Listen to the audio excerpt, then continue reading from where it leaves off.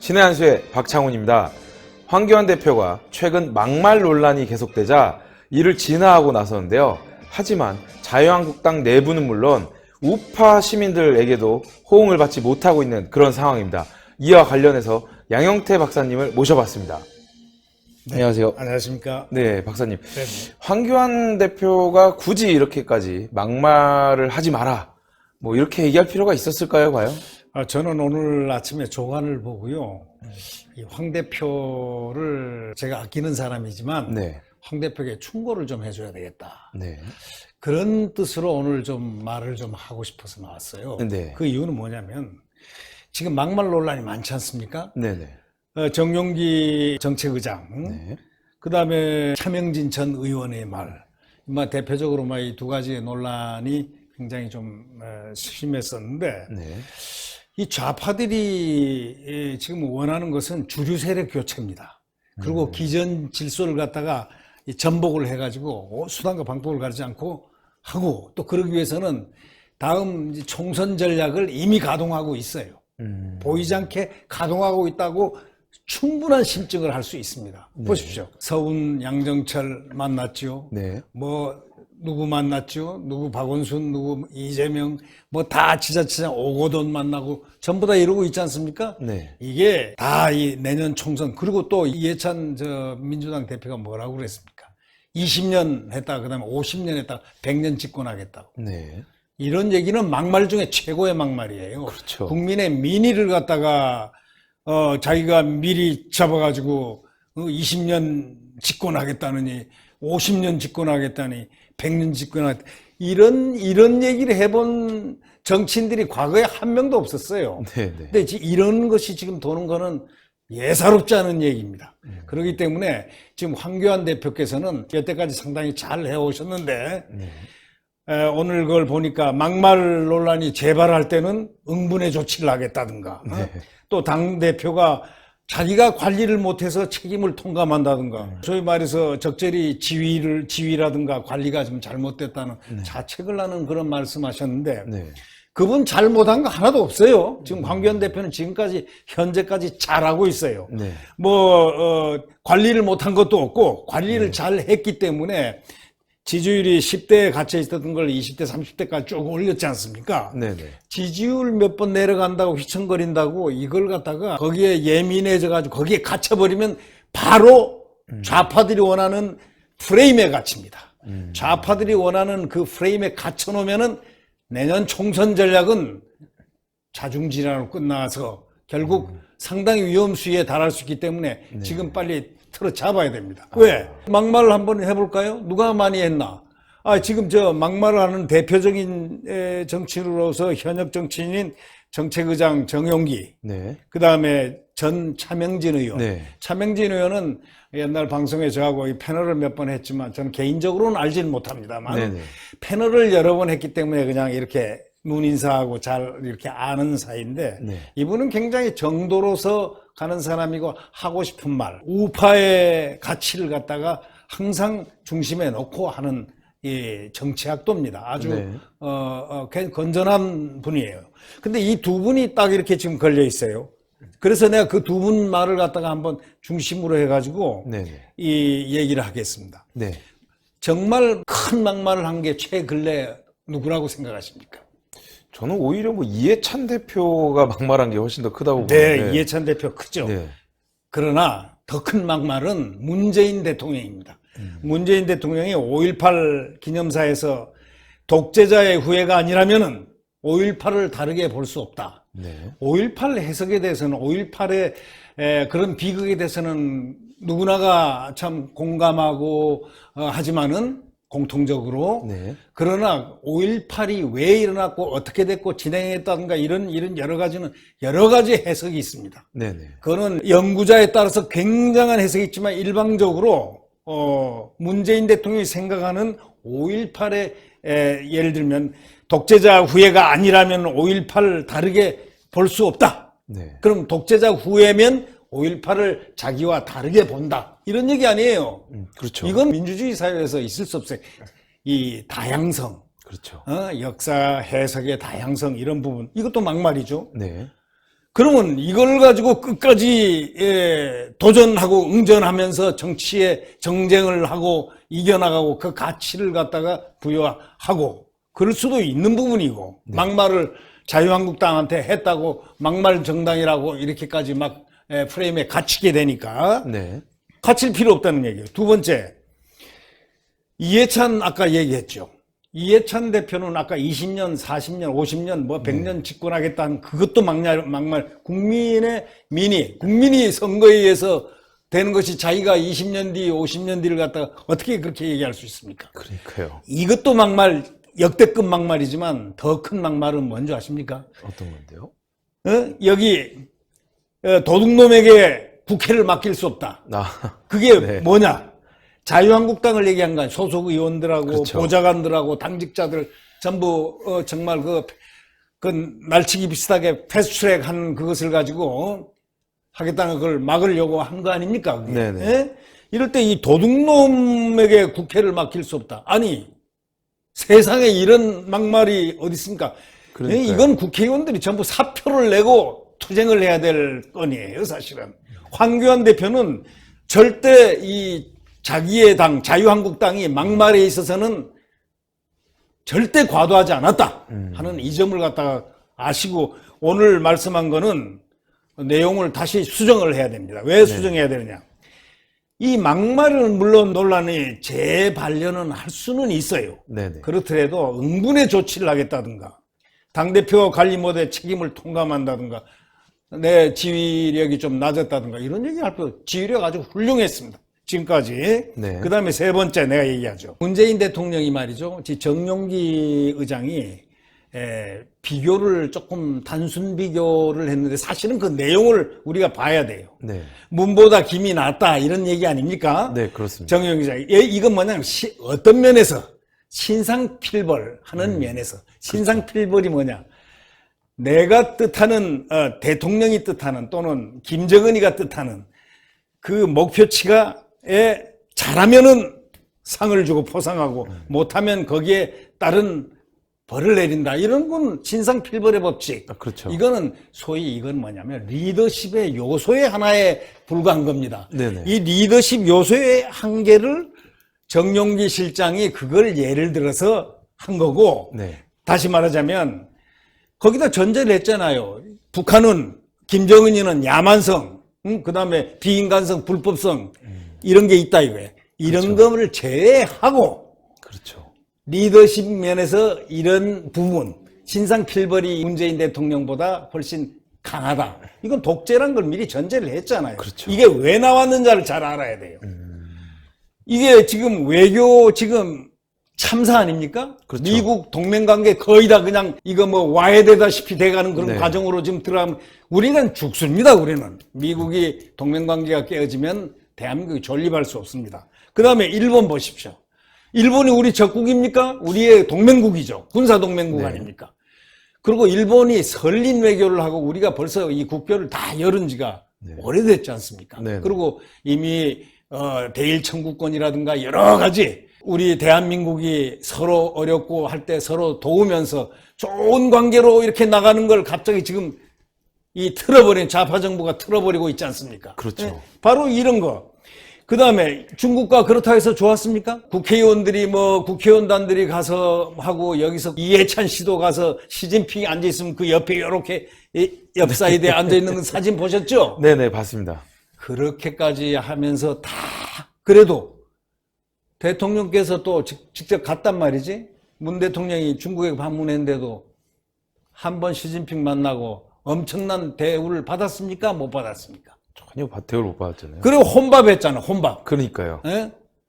그리고 지금 중국이 우리한테 얼마나 나쁘게 하고 있습니까? 예? 그러니까요. 카디즈, 소위 항공식별기업을 자기들 마음대로 왔다 갔다 하고, 저기 동해안까지 왔다 갔다 하고, 우리를 무시해도 정말 속된 말로 개무시하고 있는 겁니다, 이거. 그러니까요. 바로 이러한 판국의, 그럼 미, 중, 일 외교가 다 망가졌어요. 그럼 거기에 책임져야 될 사람이 외교부 장관이죠. 네네. 거기다 문정인 외교안보 특보죠. 네. 그 다음에 정의용 안보실장 아닙니까? 그렇죠. 어느 누구가 책임을 졌습니까? 그런데 문제는 좋다 이거야. 책임 안 지는 거는 뭐 그냥 소위 임명권자가 괜찮아. 앞으로 잘해. 뭐 이렇게 했든지 하기 나름이지만. 네. 아니, 말단 외교관 참사관을 갖다가 파면을 시키다니요. 그 우수한 외교 자원을 갖다가 파면시킨다는 게 있을 수 없는 일이거든. 오히려 파직을 시켜야 될 사람은 외교부 장관이에요. 그렇죠. 네? 네. 참사관은 정말 아닌 거 경고라든가 견책안이라든가 감봉이라든가 그 다음에 그렇지. 어디 그 앞에 청청이 나가는 사람을 갖다가 파면을 시킵니까? 그리고 자기들은 괜찮고 윗사람들은 괜찮고. 이건 민주주의의 국가가 아닙니다. 책임. 민주주의 국가의 가장 중요한 거는 델리게이션 오브 오소리티. 내가 가지고 있는 권한을 당신한테 위임합니다 해서 장관한테 위임하고 또 장관은 차관한테 위임하고 아래 국장한테 위임하고 해서 서로가 이런 관계를 유지하면서 책임은 모든 것이 대통령이죠. 네. 그 다음에 장관이죠. 네. 그러면 장관이 이 경우는 장관, 문정인 투표 외교 라인이 전부 그만둬야 됩니다. 그렇죠. 근데 참사관을 파면을 시켰어요. 그 가족이 어떻게 되고 국가를 위해서 그렇게 외국에 돌면서 정말 전문성을 갖고 했는데 국회의원이 물어보는 그런 관계 문제 때문에 그런 엄청난 거를 보려고 윗사람은 괜찮고 이건 있을 수 없는 얘기죠. 그렇죠. 이거는 절대로 민주국가에서 소위 행정 시스템에서는 있을 수 없는 얘기예요. 네네. 그러다 보니까 이제 이런 부분들이 큰 문제가 되는 것 같고, 그리고 이제 국민의 알 권리를 위해서 강효상 의원이 그런 얘기를 들었고, 그쵸. 그거를 이제 이야기를 했는데, 그럼요. 이런 식으로 막말 논란으로 간다는 건. 국회의원의 네. 의지는 뭡니까? 국민들이 알도록 해야 돼. 왜 한미동맹이 이렇게 되고 있느냐? 그렇죠. 이건 뭔가 이상하다. 이 전부 다 국민들은 이거 어떻게 되는 거죠? 어떻게 되는 거죠? 네네. 강효상 의원이 뭘 잘못했습니까? 국민의 알 권리, 한미동맹이 지금 현주소, 뭔가 이상한 기류, 어떠한 상황에 와 있다. 이런 부분을 국회의원으로서는 알려고 하는 것입니다. 그렇죠. 그리고 국민에게 알리는 것입니다. 네. 예, 그리고 한번 보세요. 이낙연 국무총리 아닙니까? 네. 이낙연 국무총리는 백성의 생활을 다른 것보다 더 중요하게 생각하는 지도자가 나타났다 하고 김정은을 찬양했지 않습니까? 그게 오히려 막말 같은. 이거 막말 중에 이거는 옛날 찬양 고무죄에 들어가죠. 국가보안법이 지금 엄존하고 있습니다. 지금. 또 유시민이라는 사람이 있죠. 네. 이 사람이 뭐라고 했냐면 우리나라 기업인 2, 3세 있잖아요. 2, 3세. 네네. 이 우리나라 기업인 2, 3세는 1세들이 고생하고 2, 3세들이 고생해서 지금까지 이렇게 유지시켜 나온 겁니다. 2, 3세들이 김정은만큼 혁신적인 지도자가 있느냐 하고 반문을 했어요. 없다 이거지. 네? 반어적으로.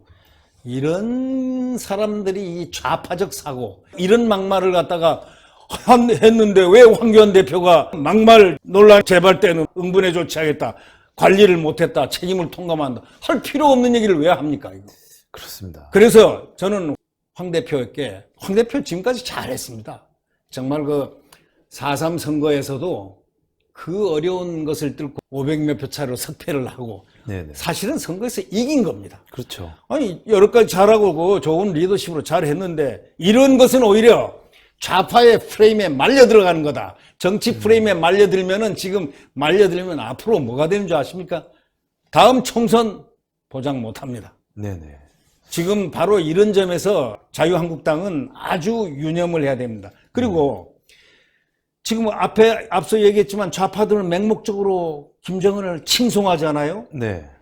근데 정영기 정책의장은 신상필벌이라는 면에서 전제를 다 깔아놓고 야만성, 비인간성, 불법성 이런 거 다 있고 이런 게 있는 것만 뺀다면은 어떤 이런 단순 비교를 할 때 물론 비교는 조금 오버했습니다. 네. 그러나 비교의 그 내용성 이런 부분에 이걸 해야지 이걸 꼬들이 잡고 그냥 무슨 뭐 어쩌고 저쩌고 이것도요 그렇게 하면 안 되고 그리고 또 이번에 이 차명진 의원 있지 않습니까?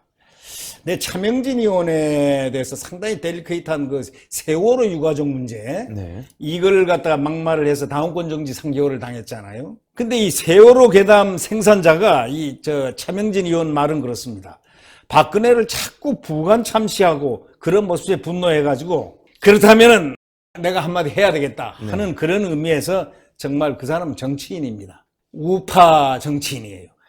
거기 뭐라 했냐면 자식 죽음에 대한 세간의 그 동병상련을 갖다가 회쳐먹고 찜쪄먹고 뭐 뼈발라먹고 징하게 헤쳐먹고 뭐 이렇게 했다고 이제 썼지 않습니까? 네. 그러나 그게 해서 당원권 정지도 당하고 막말 논란에 있어서 혹독하게 혼이 났죠. 네. 혼이 났는데 당원권 정지가 적게 먹혔다 이거예요. 이것 가지고 지금 난리 아닙니까? 네. 차명진이에 대해서. 네. 근데 차명진이는 다시 말을 하기 시작했어요. 그 이유가 뭔지 아십니까? 세월호 가족 슬픔에 공감하는 어느덧 그것을 갖다 무기화했다는 거예요. 신성불가침, 그렇죠. 절대 권력이 돼버렸다는 거예요. 그러니까요. 이 세월호라는 개념이. 그래서 나는 세월호를 땅에 끌어내서 정상화를 시키려 한다는 그런 사명감에서 나왔다. 네. 이렇게 얘기를 했다고. 이거는 해석하기에 따라서 이건 아주 다른 겁니다. 보십시오. 지금 정치권에서 그 화두가 회자되고 정치에 활용되고 했던 그 많은 소재 중에서 세월호가 제일 많습니다. 세월호 그렇죠. 괴담이라든가 네. 전부 세월호와 연관된 세월호 해가지고 괴담이 나와서 생산되고 박근혜 탄핵으로 이루고 네. 모든 것이 그렇게 다 지금 이루어지지 않았습니까? 그러면 좋습니다. 이것이 차명진 의원의 말은 신성불가침 절대 권력이 됐다라고 그 개인이 생각하는 겁니다. 네. 그래서 나는 세월호를 땅에 정상화시키려 끌어내려고 사명감에서 나서게 됐다. 그건 자기의 정치인의 의사표현입니다. 네. 이것이 어떻게 됐다는 얘기입니까 이게? 민주주의에는 말이죠. 사고의 다양성이 있습니다. 세월호에 대해서 모두 국민이 흥분한 건 자녀가 물속에 잠겼다. 참 가슴 아프다. 네. 이건 같은 부모에 대한 심정으로서 아프다. 이거는 공감입니다. 그러나 그 해석에 대해서 왜 그런 일이 발생했는가? 네. 이런 일이 다시는 발생해서 안 된다 하는 데서 정확한 논리적인 쟁점이 도출되려면 서로 논란이 있고 과학적으로 검증이 돼야 되는 부분들이 있습니다. 네. 그러나 이걸 정치에 이용하거나 해서는 안 되죠. 순수하게 그 나라, 국가, 인간의 존엄 이런 걸 갖다가 생각하면서 사회 가치의 규범 이런 걸 따라서 만들어 나가야 되는 겁니다. 근데 안 한다고 했다가 막말 안 하겠다고 왜 또 했느냐 하고 좌파 매체에서 물어보니까 차명진 의원은 이렇게 대답했어요. 과거에 정교조 명단을 공개해가지고 1억 2천만 원이라는 돈을 갖다가 벌금 먹어가지고 자기 집이 날라갔다 이거. 자기는 고통을 너무 많이 당했다는 거예요. 네. 내가 가난한 사람인데 이렇게 고통을 당했다 이거. 근데 납작 엎드린 이유는 그냥 이렇게 그냥 엎드린 게 아니고 이 사람이 민사소송으로 또 들어오면 나는 이거 어떡하지 해서 스트레스를 받아서 침잠을 했는데 보니까 오늘 딱 보니까 이 소장이 들어왔다는 거예요. 고소장이. 네. 고소장이 뭐냐면 137명의 1인당 300만 원씩 총 4억 1천만 원을 연이자 15% 소송을 당했다는 거예요. 결국 이리 주구나 저리 주구나 이판사판 공사판이다 이렇게 써놨어요. 그러면서 꽥소리라도 하고 꼭 죽자. 그리고 내가 이 판의 세월에 대해서 사명감에 우러난 얘기를 하겠다. 이런 의지입니다. 그럼 이런 의지를 갖다가 이걸 막말로만 황교안 대표는 규정할 것이 아니라 막말을 극복해 나가야 됩니다. 왜?